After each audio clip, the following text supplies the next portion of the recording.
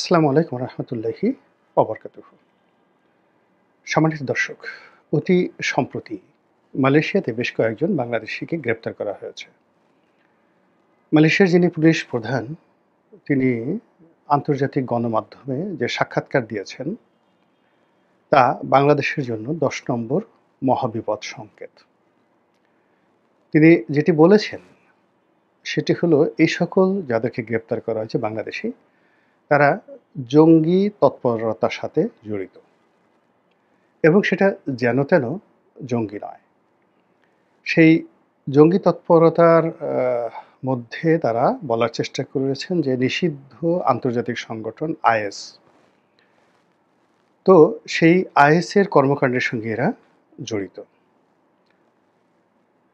তো এই ঘটনার যেটা মালয়েশিয়ান পুলিশ বলার চেষ্টা করেছেন যে তাদের কাছে যে তথ্যপত্র তারা হলো যে মালয়েশিয়াতে তারা টাকা সংগ্রহ করে, তাদের তৎপরতা তারা চালায় এবং সেই টাকা তারা বাংলাদেশে প্রেরণ করে এবং এদের আন্তর্জাতিক একটা নেটওয়ার্ক রয়েছে। মালয়েশিয়ান সরকারের যে এই ঘটনা, এই ঘটনার সঙ্গে নিঃসন্দেহে পেন্টাগন জড়িত। স্কটল্যান্ড ইয়ার্ড মানে বিশ্বের যে পুলিশের যে যাকে বলা হয় ইন্টারপোল, তার সঙ্গে সঙ্গে ইংল্যান্ডের যে পুলিশের হেডকোয়ার্টার তারা জড়িত এবং জঙ্গিবাদকে ম্যাটেরিয়ালাইজ করে পৃথিবীর যে সকল দেশ এবং রাষ্ট্রকে টার্গেট করে যে সকল দুর্ঘটনা অতীতে ঘটানো হয়েছে তারই একটা প্রাথমিক যাকে বলা হয় মহড়া এই মালয়েশিয়াতে শুরু হয়ে গেল, যাকে না আমাদের এই দেশটির জন্য আগামীতে ভয়াবহ বিপদ ডেকে নিয়ে আসবে এবং যে বিপদগুলো ডেকে নিয়ে আসতে পারে সেইগুলো নিয়ে খুবই খোলামেলাভাবে আমি আলোচনা করব। আপনারা যারা মালয়েশিয়াতে থাকেন তারা সবাই জানেন যে সেখানে আওয়ামী লীগের যত লোক থাকে তার সাথে বিএনপির লোক বেশি, আর বিএনপির যত লোক থাকে তার সাথে জামাতের লোক সেখানে বেশি। তো জামাত মূলত আমি ব্যক্তিগতভাবে জামাতকে যতটা জানি এরা জঙ্গিবাদের সাথে জড়িত নয়। তারা প্রথাগত রাজনীতি করতে চায়, রাষ্ট্র ক্ষমতা তারা পেতে চায়, যেতে চায় এবং প্রচলিত রাজনীতির সঙ্গে ইসলামের একটা সম্মিলন ঘটিয়ে তারা একটি রাষ্ট্র ব্যবস্থা কায়েম করতে চায়।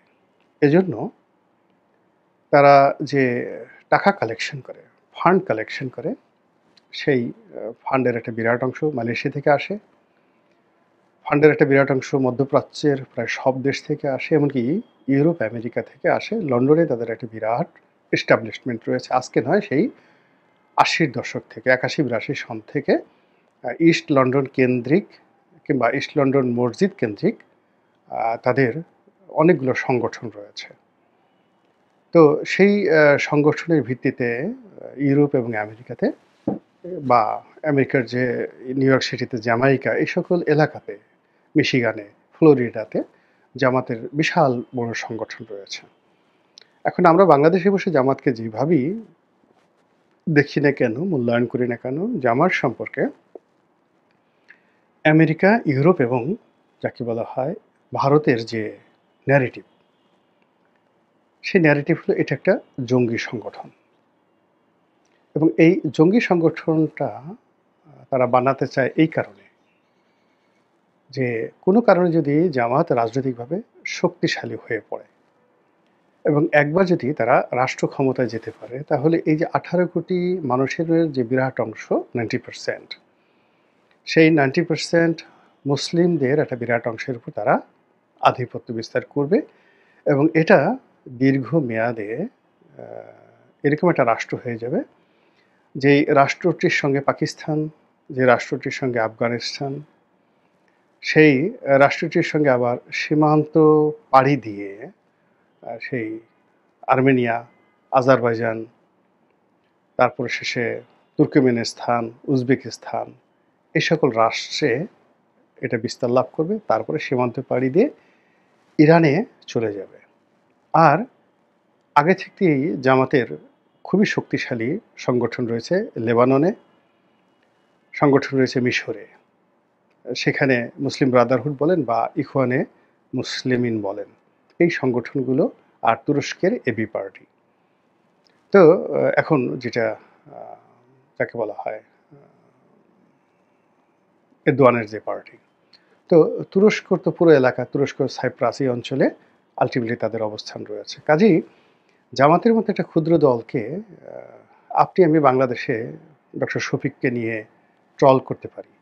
কিন্তু আমেরিকার হোয়াইট হাউজে শুধু জামাতের সাথে ডক্টর শফিককে স্মরণ করে না। তারা চিন্তা করে যে এই যে একটা থিওলজি ধর্মতত্ত্ব আছে এর সঙ্গে এই যে বিরাট একটা ভৌগোলিক অবস্থান কথা বললাম যাতে বাংলাদেশ, পাকিস্তান, তারপর শেষে আফগানিস্তান এবং এই জায়গাগুলোতে যদি মুসলিম গণজাগরণ শুরু হয়ে যায় তাহলে কাশ্মীরকে ঠেকিয়ে রাখা যাবে না, আসামকে ঠেকিয়ে রাখা যাবে না, উড়িষ্যাকে ঠেকিয়ে রাখা যাবে না এবং পশ্চিমবঙ্গ ওটাও মুসলমানদের অধীনে চলে আসবে। আপনারা জানেন যে পশ্চিমবঙ্গে খুবই শক্তিশালী সংগঠন রয়েছে। এরবারে ইউপি মানে উত্তরপ্রদেশ। উত্তরপ্রদেশ সেখানে মুসলমানদের ব্যাপক সংখ্যাগরিষ্ঠতা রয়েছে। আরও আশ্চর্যের ব্যাপার হলো যে উত্তরপ্রদেশের বাইরে মধ্যপ্রদেশ এবং এই যে আমরা এখন যেটাকে অন্ধ্রপ্রদেশ বলি, আ মুম্বাই।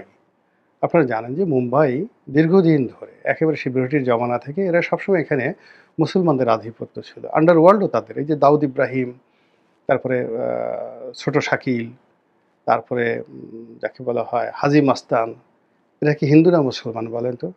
এইসব মানে ভারতের আন্ডারওয়ার্ল্ড তারাই নিয়ন্ত্রণ করে আসছে সেই ব্রিটিশ জমানা থেকে। এরপরে আপনি যে এলাহাবাদের কথা শুনেছেন, লখনউর কথা শুনেছেন, আহমেদাবাদের কথা শুনেছেন, আওরঙ্গাবাদের কথা শুনেছেন। এই জায়গাগুলো কোথায়? এমনকি গুজরাট, মানে নরেন্দ্র মোদীর যে গুজরাট, এই যে শিবাজি, মানে তারা যত বড় কথা বলুক না কেন, ওখানে কিন্তু দীর্ঘদিন ধরে মুসলিম শাসন চলে আসছিল। তো এই জায়গাগুলো আবার যদি একত্রিত হয়ে যায় এবং হওয়াটাই খুব স্বাভাবিক, ফলে এই প্রত্যেকটা ছিদ্র বন্ধ করার জন্য ভারত এবং আমেরিকা এবং পশ্চিমা শক্তি তাদের যে মাস্টার প্ল্যান, সেই মাস্টার প্ল্যান হলো মুসলমানদেরকে দমায় রাখতে হবে, জঙ্গিবাদকে দমিয়ে রাখতে হবে। আর জঙ্গিবাদ না থাকলেও সেখানে জঙ্গি নাটক তৈরি করতে হবে। এবং এটা কখনো আফগানিস্তান থেকে, কখনো পাকিস্তান থেকে, কখনো সিরিয়া থেকে, কখনো মালয়েশিয়া থেকে যেভাবে দরকার তাদের এজেন্টদের মাধ্যমে তারা এই জিনিসগুলো করবেই। এখন বাংলাদেশে ধরেন এই সময়টিতে আ অতীতের যেকোনো সময়ের চাইতে তৌহিদি জনতা বলেন, আলেম বলেন, ওলামা বলেন, মাশায়েখ বলেন, হেফাজতি বলেন, তাবলিগি বলেন, সবাই বাংলাদেশের সে ১৯৭১ থেকে আজ পর্যন্ত আলেম ওলামাদের জন্য সবচেয়ে ভালো সময় যাচ্ছে এই ডক্টর মোহাম্মদ ইউনূসের জামানা। এখন ডক্টর মোহাম্মদ ইউনূসকে আপনি যতই খারাপ বলেন, যা কিছু বলেন, কিন্তু আলেম ওলামাদের কাছে তিনি তো চোখের মণি। ডক্টর মোহাম্মদ ইউনূস হয়তো নামাজ পড়েন না, অনেক কিছু করেন বা তার বিরুদ্ধে তার প্রতিপক্ষরা নানা রকম যাকে বলা হয় আ অভিযোগ দায়ের করছে। কিন্তু তার সঙ্গে, সঙ্গে এই কথা সত্য এই সময়টাতে গিয়ে আপনি মসজিদে গিয়ে দেখেন। হুজুররা কি খুশি। আপনি বিভিন্ন যাকে বলা হয় মাদ্রাসাতে গিয়ে দেখেন, বিভিন্ন দরবার শরীফে গিয়ে দেখেন। এমনকি যে বিভিন্ন মাজারে অনেকগুলো জামাতের লোকজন অনেক মাজার ভেঙেছে। তারপরে গিয়ে দেখেন মাজারের লোকজন তুলনামূলকভাবে আওয়ামী লীগ জমানার চাইতে এখন ভালো আছে না মন্দ আছে।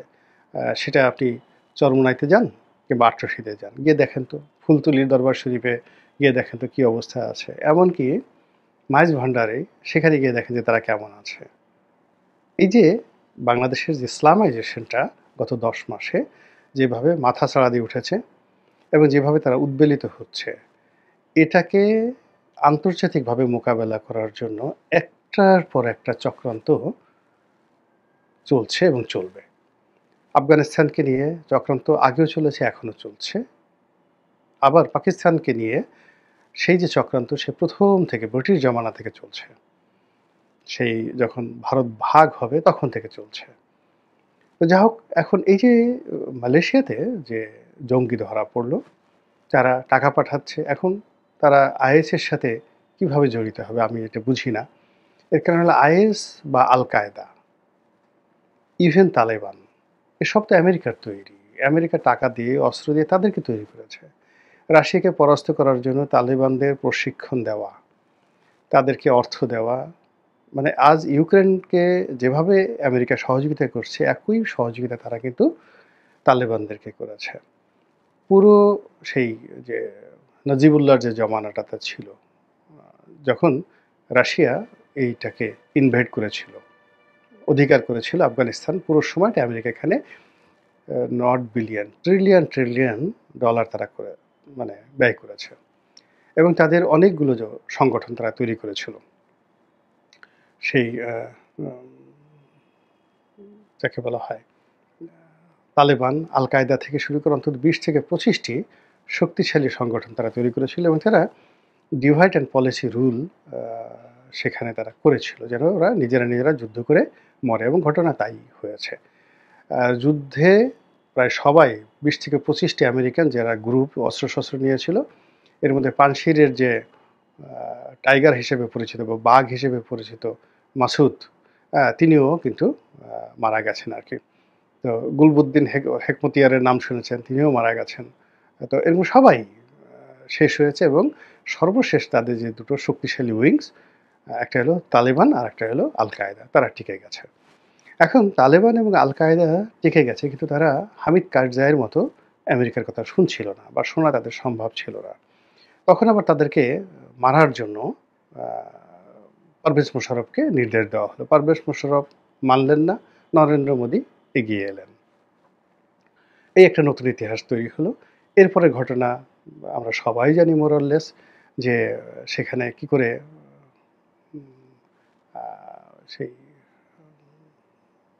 মোল্লা ওমরকে মারা হলো, তালিবান সরকারকে উচ্ছেদ করা হলো, সেখানে যুদ্ধ হলো, কিন্তু তারপর আবার পালিয়ে গেল, আবার এখন পর্যন্ত সেই জিনিসগুলো চালিয়ে যাচ্ছে।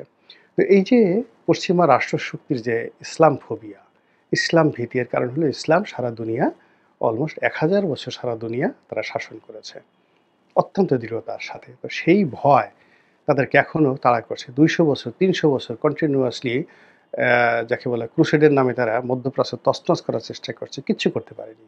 আবার এখন দেখেন ইসরায়েলের মাধ্যমে তারা এত চেষ্টা করছে, সেই প্রথম মহাযুদ্ধের পর থেকে, কিন্তু মুসলমানদের যে ঐক্য সেটা কিন্তু তারা নষ্ট করতে পারছে না। তো তাদের যে ভয়, যে মধ্যপ্রাচ্যে তারা মোটামুটি ফেল করেছে, একদম শতভাগ ফেল করেছে। তো সেখানে মুসলিম জাগরণ নতুন করে এসছে। এখন পাক ভারত উপমহাদেশে 3টি বৃহৎ শক্তি এই মুহূর্তে। সেই শক্তিটা হলো পাকিস্তান একটা শক্তি, আফগানিস্তানের একটা শক্তি, বাংলাদেশ একটা শক্তি অ্যাজ এ স্টেট হিসেবে।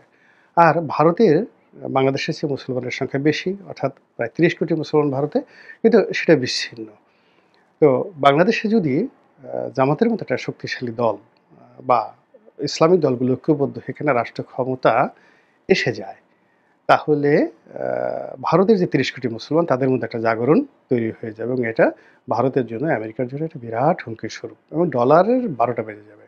তো কাজেই বাংলাদেশের উপর তাদের প্রথম টার্গেট, এবং সেই টার্গেট হিসেবে আগামীতে যারা ইসলামপন্থী যারা লোকজন রয়েছেন তাদের প্রতি যে কী ধরনের অপবাদ এবং কী ধরনের স্টিম রোলার এবং কী ধরনের যে চক্রান্ত আসতে পারে, তারা সেটা যদি বুঝতে চান, কল্পনা করতে চান, দে শুড ভিজিট আফগানিস্তান। তাদের আফগানিস্তান ভ্রমণ করা উচিত, এবং আফগানিস্তানে যারা এখন বিজয়ী যোদ্ধা আছে তাদের সাথে আলাপ আলোচনা করা উচিত। আদারওয়াইজ তারা বুঝবেন না। অথবা তাদের সিরিয়াতে গিয়ে পরাজিত যে শক্তিগুলো রয়েছে তাদের সাথে মানে বোঝা উচিত যে তারা কিভাবে প্রথমে আমেরিকার তাবেদার হয়েছে, পরে ইসরায়েলের তাবেদার হয়েছে, পরে আবার ইসরায়েল এবং আমেরিকা তাদেরকে কিভাবে শেষ করে দিয়েছে। সেই সবক যদি আমরা না নেই, তাহলে আমাদের এই যে বাংলাদেশে যে ক্ষতি, মানে ঝড়, সুনামি, রাজনৈতিক সুনামি এগিয়ে আসছে, তার একটা ইঙ্গিত এই মালয়েশিয়া থেকে শুরু হলো। আল্লাহ আমাদের সবাইকে হেদায়েত দান করুন এবং হেফাজত করুন। আসসালামু আলাইকুম রহমতুল্লাহি ওয়া বারাকাতুহু।